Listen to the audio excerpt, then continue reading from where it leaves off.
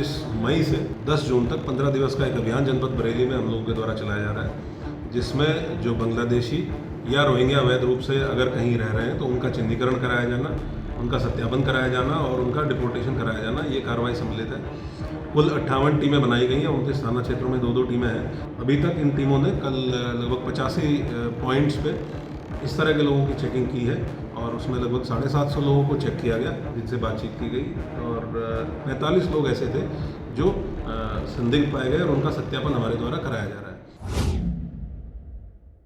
नमस्कार, मैं इस्मात और आप देख रहे हैं द लीडर हिंदी। बरेली में बरेली पुलिस का जो एक्शन है वो अब देखता हुआ नजर आ रहा है। जिस तरीके से बरेली में अवैध रूप से रोहिंग्या और बांग्लादेशी जो यहाँ पर रह रहे हैं या जो भी यहाँ पर संदिग्ध रह रहे हैं, उनकी जो है बरेली पुलिस पूरी तरीके से पड़ताल करती हुई नजर आ रही है। आपको बताएं कि रेलवे स्टेशन हो, खुले मैदान हो, नदी नाले हो या फिर सड़क के किनारे की बनी हुई झुग्गियाँ, एक एक को सबको चेक किया जा रहा है। जिस तरीके से लगातार SSP अनुराग आर्य ने ये पूरा 15 दिन का अभियान जो शुरू किया है, तो उसमें सुबह, शाम और अब दोपहर में भी पुलिस जा जाकर तमाम जो इलाके हैं उनमें पूरी तरीके से तहकीकात कर रही है। एक एक व्यक्ति से बातचीत की जा रही है और उनका सत्यापन किया जा रहा है। इसके बाद अगर कोई भी संदिग्ध मिलेगा तो उसको यहाँ पर जो है पकड़ा जाएगा और उसके बाद उनको आगे बॉर्डर पे छोड़ा जाएगा। अगर कोई भी बाहर का विदेशी जो अवैध रूप से यहाँ पर बरेली में रहता हुआ नजर आएगा तो उनके खिलाफ एक सख्त एक्शन यहाँ पर बरेली में देखा जा रहा है। पुलिस की जो एक बड़ी टीम है वो लगातार निकल रही है विभिन्न क्षेत्रों में और उसके बाद वो अब यहाँ पर आप देख सकते हैं कि पूरी तरीके से यहाँ पर जाँच पड़ताल कर रही है। आपको बता दें, ये बरेली में जो रोहिलखंड विश्वविद्यालय है उससे लगी हुई ये पूरा बाउंड्री का ये पूरा इलाका है। यहाँ पर ये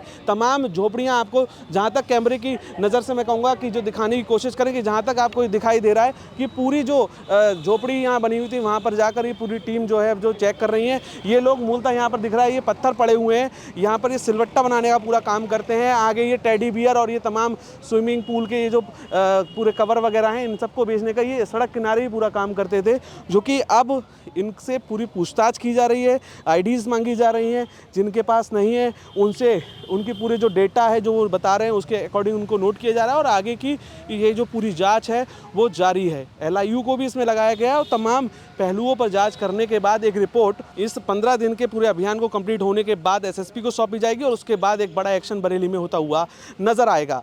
शासन से प्राप्त निर्देशों के क्रम में 25 मई से 10 जून तक 15 दिवस का एक अभियान जनपद बरेली में हम लोगों के द्वारा चलाया जा रहा है, जिसमें जो बांग्लादेशी या रोहिंग्या अवैध रूप से अगर कहीं रह रहे हैं तो उनका चिन्हीकरण कराया जाना, उनका सत्यापन कराया जाना और उनका डिपोर्टेशन कराया जाना, ये कार्रवाई सम्मिलित है। इसमें पूर्व में भी MHA की गाइडलाइंस प्राप्त हो चुकी हैं। उन्हीं गाइडलाइंस के क्रम में हम लोग इस पूरी प्रक्रिया को कर रहे हैं। कुल 58 टीमें बनाई गई हैं, 29 थाना क्षेत्रों में 2-2 टीमें हैं, जिनके द्वारा सुबह और रात के टाइम पे जाके ऐसे क्षेत्रों में जहां बाहर के लोगों को रहने की या तो संभावना है या कोई उनके पास इस तरह की इंटेलिजेंस इनपुट है या सूचना है, वहाँ जाके वो लोग वेरीफाई करते हैं, लोगों से बातचीत करते हैं, उनसे पूछते हैं कि वो कहाँ के रहने वाले हैं और फिर उस एड्रेस का जहाँ का वो बताते हैं उसका सत्यापन कराया जाता है।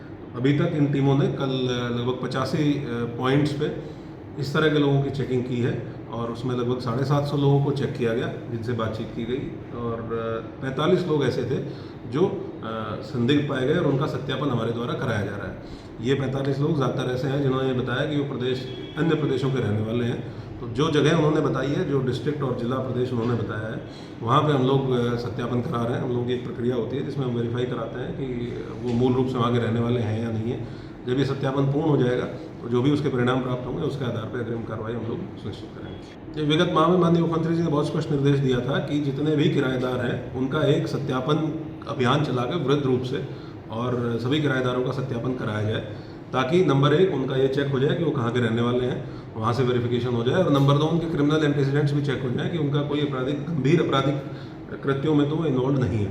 तो इसको हम लोगों ने 1 मई से ही संपूर्ण जनपद में किराएदारी के सत्यापन के संबंध में निर्देश दिए थे। इसके 2 तरीके हैं। ऑफलाइन तरीके से भी कोई अगर अप्लाई करना चाहता है तो मेरे कार्यालय में आकर अप्लाई कर सकता है। किराएदार भी सत्यापन करा सकता है और मकान मालिक भी सत्यापन करा सकता है अपने किराएदार का।